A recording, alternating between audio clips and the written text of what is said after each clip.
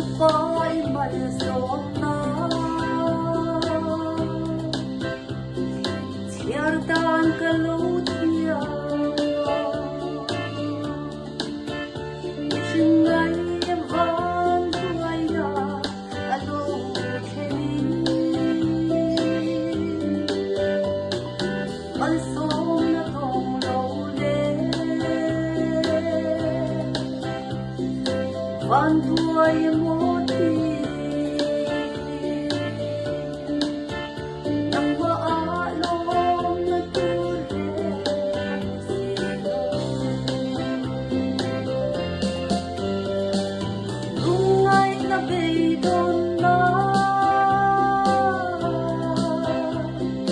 Arsat nakara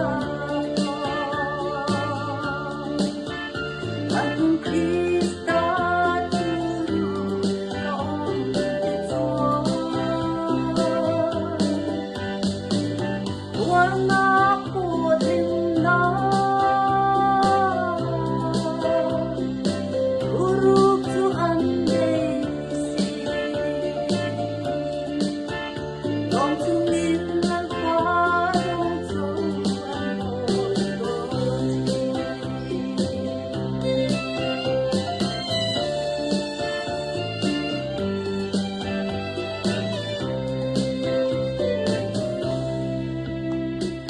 Lalpai malsona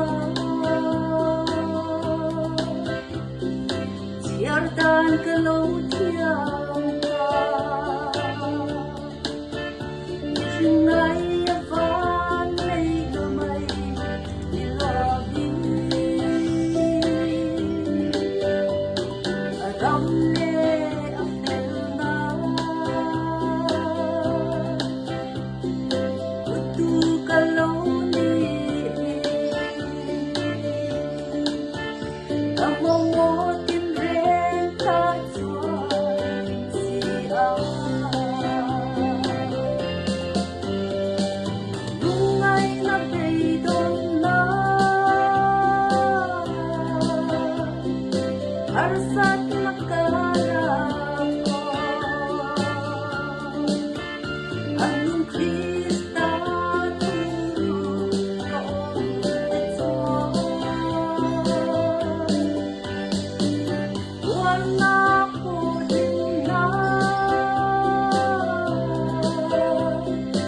Uruk to andesi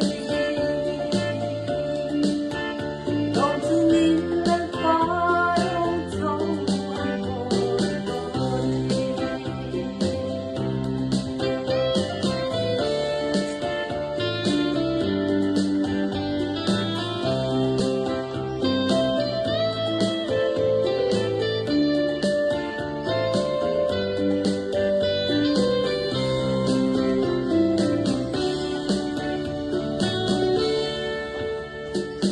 Lalpai malsona